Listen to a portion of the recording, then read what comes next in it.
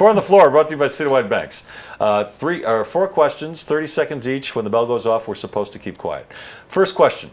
Can the Chicago Cubs win their first World Series since 1908? That is unbelievable. I don't know that I can get this all years. in 30 seconds, but the great young team. I like what the Cubs are doing. I would love that the Colorado Rockies were doing as good with their young people as the Cubs. They had another rookie hit his second. Schwarber. Yeah, back-to-back home run nights. Joe Madden proves that a manager can make a difference. Yep. He is pulling all the right strings. Best manager in the game. Can they win the World Series? No. They're too young. They're not deep enough. I like a lot of the stuff that they got, but I don't think there's enough pitching. No. But boy, I like that team. I'll tell you what, in a couple of years, if they can find another pitcher or two for that starting rotation, Chicago's going to erupt because I think that franchise has a chance. They're close. Their number 1 pitcher is John Lester. He's 6-8, though he pitched really well in July. Their number 2 is Jake Arrieta, who's really, really good. And after that, it's just a mishmash of guys. You have to pitch to go deep into the playoffs. You need a 1, you need a 2, and they don't have it right now. You sound but boy, like Lawrence they have Welk. a bright, bright future. Number 2, Floyd Mayweather says there will be blood in his next fight against Berta. It's coming up in September in Vegas. Is this just hyperbole from Mayweather to promote the upcoming fight, or do you think it'll be a decent fight? I don't think there will be blood. I think there will be something that looks like blood. What do you mean? Well, he's fighting a tomato can. What is inside a tomato can? Tomato. What does tomato look like? Red and runny, if you mash it enough. It looks like, no, looks in a like tomato blood. can, it's tomato sauce. Looks like blood. It looks like blood. So, yes, there will be blood. This guy is not any good. He's 3-3 in his last 6 fights. He's lost 3 out of 5, I think. And he was good if he fought him 4 or 5 years ago, but we had a guest on earlier in the week that was right. Floyd Mayweather's smart at choosing when he fights people, like if he fights Pacquiao. I wouldn't doubt that he planned that. I'm going to wait till Pacquiao gets so old and so bad that he can't fight anymore. So... Yeah, Berta Berta is not very good.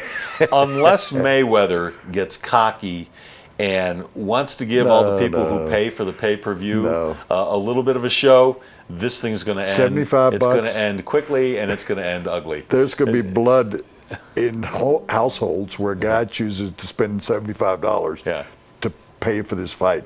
His spouse is not going to be happy about that. That's where the blood's going to happen. Yeah, it's not going to be much of a fight. All right, number 3. Nick Saban, head coach at Alabama, does not like unauthorized autobiographies, especially when they're about him. Unauthorized biographies, I should say. How do you, as a guy who's written 8 books, including some biographies, how do you feel about that statement? I'm going to use my 30 seconds. A story all of you are going to like. I go with a favorite promoter of ours, Barry Fay, to Las Vegas. We go to Willie Nelson's house. His wife answers the door. He's sitting by the pool. We go out and sit by Willie Nelson at the pool in Las Vegas on a golf course behind the Strip. And Willie Nelson is reading an unauthorized biography of himself, which I found funny as hell. And he's going through the biography going, I didn't do that. That's not true.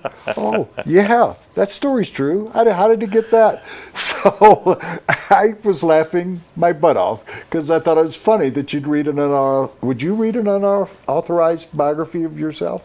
I don't know. I would be flattered that somebody thought enough of me to write a biography. So, yeah, I probably would. So Saban has the right to say that. Someone has the right to write an unauthorized biography. Yeah, but the problem I have with country. it is Saban is not a comfortable man when he's not in control. And an unauthorized biography means he's not in control of what's written about him. That's what drives him crazy more than anything. I said something earlier today. I wrote Tom Jackson's autobiography, and I had to embellish it some because his story was not all that interesting, his life. Well, there goes Tom Jackson on the show. That'll never happen. Well, no, I said to him at the end of it, you've read it now, what would you like to change? Thinking he'd say, I don't really want to say that about Mark Wilson. Because it was not, and the people around the horn reacted the same way. that he talked about Mark Wilson. Remember him, BYU quarterback, Yeah, played for the Raiders. He said all you'd have to do is blow on him and he'd fall over. That you didn't even have to tackle him. As soon as you got close to him, fall over. So I called Mark Wilson the straw man. Tall and thin. The straw man. Yeah. And I had it in Tom Jackson's words. I was just kind of taking his words and moving them a little bit. Yeah. And when he called me in at the end of reading the book, and he said, I only want to change one thing. And I thought, oh, he liked all the stuff. And I said, what's that? Be happy to. Change the dedication. Really? Yeah, he had dedicated it to his girlfriend. So why would you think he'd want to change Had a the new girlfriend, did he? All right, fourth The book question. is right back there. What's the name of it? What's the title? Blitz. Blitz. Yeah. All right, fourth question.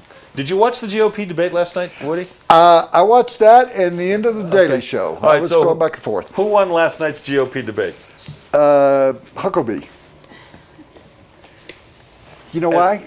I've already told this to someone. He's a radio yacker, so he knows how to present himself. I was on a show once, and he's spent the last 4 years doing the television show, Yeah.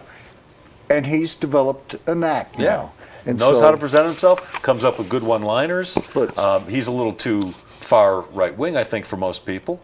But, I thought he presented himself very well. I thought the governor of Ohio did a good job. He did a nice job. There weren't a whole lot of people on that panel who looked presidential to me, so Okay. that's just my opinion. And guess who? God, we've talked about God and politics now on this show. Guess the who, two things we should never talk about. Guess who Tom Jackson thanked? To Buddy Martin, Really? Joe Sanchez, Brendan's Michael father. Knightley, and John McGrath, and he thanked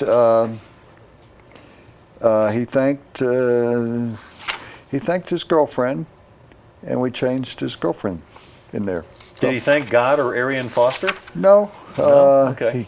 He thanked the publisher of the book. He thanked me for my editorial should. You assistance. wrote the damn thing. He thanked Jim Sacamano. He thanked Gisela Billmeyer for being my crutch and so often allowing me to lean on her. Okay. So he changed the other girlfriend. He said the same thing about her. All right. Four on the Floor brought to you by Citywide Banks. It's a family-owned, Tom. Colorado-focused business bank. They have a number of locations, more than a dozen locations across Denver and Boulder, so there is one near you. A lot of services that your business can use, and they support a lot of charities around Colorado. So do your banking where we do our banking. Citywide Banks.